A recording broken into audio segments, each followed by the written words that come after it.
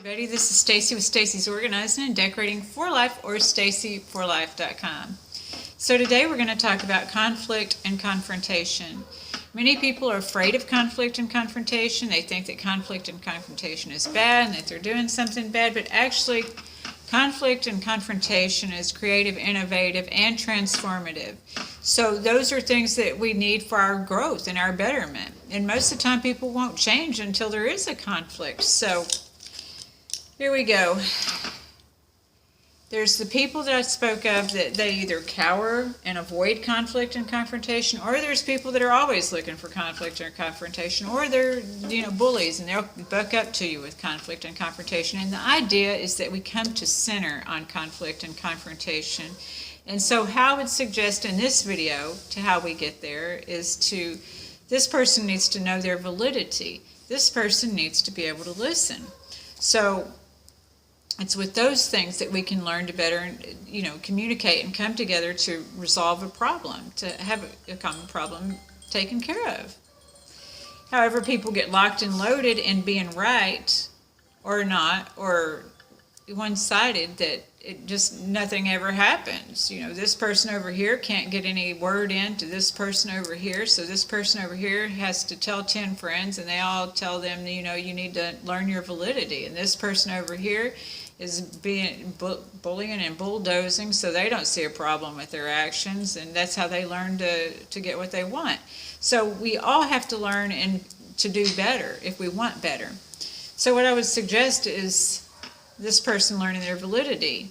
How I learned my validity was when I was talking to my life coach, and I was saying, this was some years ago, and I was saying, I was PMSing, and she said, Stacy, what would it be like if you weren't PMSing?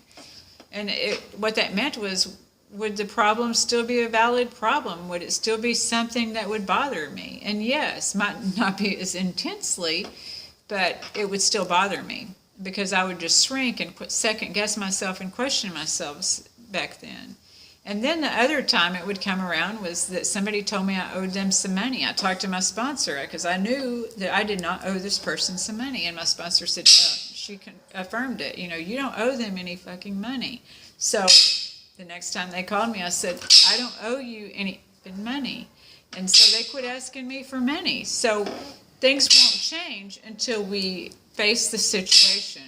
That sponsor told me, you're afraid of conflict and confrontation, and it was true. And so I did learn how to better deal with that. I learned how to pause. I learned how to think.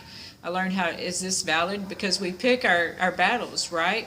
So it's learning how to pick our battles. Learning how to say, if someone is bullying you and bucking up to you, saying to them, you know what, I'm not going to participate in this right now. There's also this person, if they're saying things like never and always, they're coming from a past pain body. And because never and always are statements that are, what is the word I'm looking for those statements? They're irrational statements is the word that I was looking for. Those are irrational statements, never and always. That's not realistic. So we have to understand what is real and what's not real, because when we get locked and loaded and somebody's just trying to be right, it doesn't matter. We all want to find a solution, right? And we're not going to find it if we're running away and if we're, bulldozing through this. So in coming together, this person needs to listen, to take 10 deep breaths and listen. This person needs to take 10 deep breaths and think, am I valid? And they need to be able to express in an adult way. It's not adult either way to run and hide or to bully. So in an adult way, this person says something while this person listens. This person listens while this person says something, and they patiently wait for them to be able to express themselves, because this all takes practice. So remembering to listen, remembering that your feelings are valid. I'm going to read something from M. Scott Peck before we close. This is from The Road Less Traveled, A New Psychology of Love, Traditional Values, and Spiritual Growth. That discipline is the toolbox for solving problems.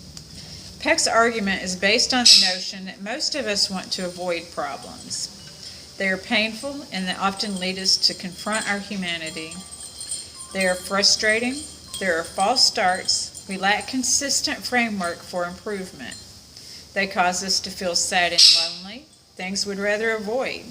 The mental pain and strain often rival physical pain. Yet Peck argues it is in the whole process of meeting and solving problems that life has meaning. The life of wisdom must be a life of contemplation combined with action. So we're constantly thinking and acting and learning and growing. And so with this being said, I hope that you were able to relate to something that I said in the video today. Maybe you too would run and hide from conflict and confrontation, or maybe you too would buck up. But it's being able to come to center and realize what is the humane way to be.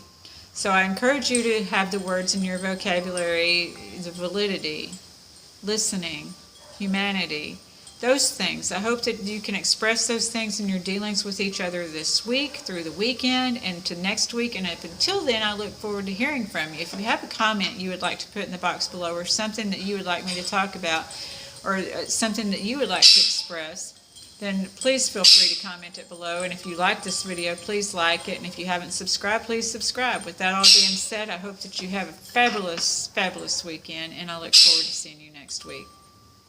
Bye.